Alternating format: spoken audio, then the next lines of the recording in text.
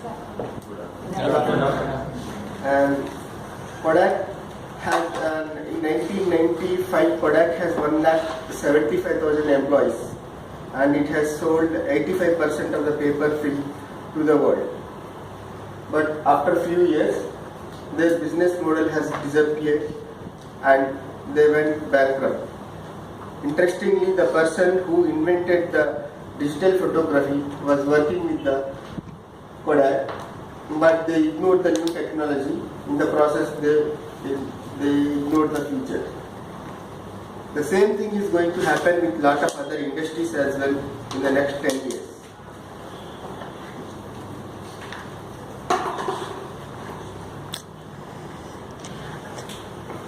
And welcome to the new fourth industrial revolution. And due to the exponential growth of the software, with the help of artificial intelligence and data analytics, the similar thing will happen with lot of other industries like automobile industry, health, education, agriculture, jobs, etc. Did you ever expect that in the 1998? Did you ever expect that after 3 years we would never use the paper film? No, right? So, due to the exponential growth of technology, lot of inventions has been happening after every minute. So, we have to follow the technology.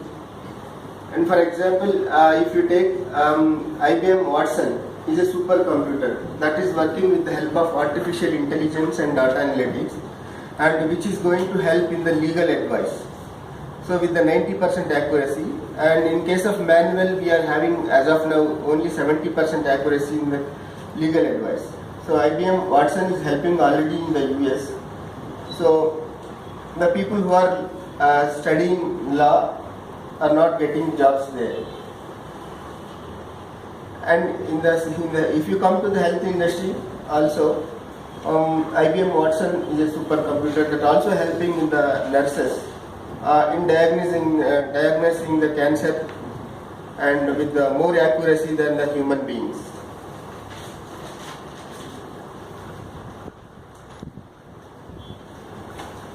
And as I said, we are going to see the change in a lot of industries like automobile industry. The first autonomous car, electric car, is going to be displayed in the public in 2018. By 2020, we will get the lot of cars on the road, driverless cars, which is already Apple and Telco. Google is already in the process of manufacturing the same, and it will be available for the public by 2020. So when it comes to the usage, there is no need of a driver, and we will reduce the lot of accidents. Nowadays, for every 1 lakh kilometer, we have one accident. Once this autonomous car comes to the usage, so no need of parking place. If you want to use the car, you just call the car, and it will come to your place, and you can go you can go wherever you want, and you can be productive at that time because you will not be driving. So there will not be any accidents. So you will save money, and that time will be productive. With that, we can see lot of changes. Pollution will be very less, and the lot of parking place we will save. Nowadays, we are using the more place for the parking. If you can use that place for parks, we will get lot of greenery, and we can save our earth as well. And a lot of mobile apps are coming. In going further, very shortly by 2030, you can have applications in the mobile which can scan your retina, and it will tell lot of your medical reports within fraction of a minute, and you can get the report without going to a specialist and any lab.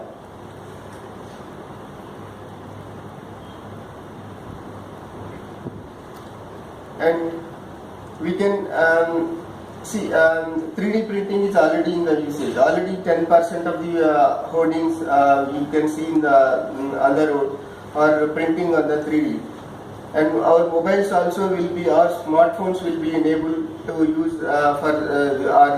we can use for scanning the 3D scan. And we can scan our food. For example, you can scan our feet and you can get the right shoes very easily. And like that, the printing technology, 3D printers will become very cheap, and you can use that printers very frequently, like we are using like other normal printers. That way, you can use the 3D printers very shortly.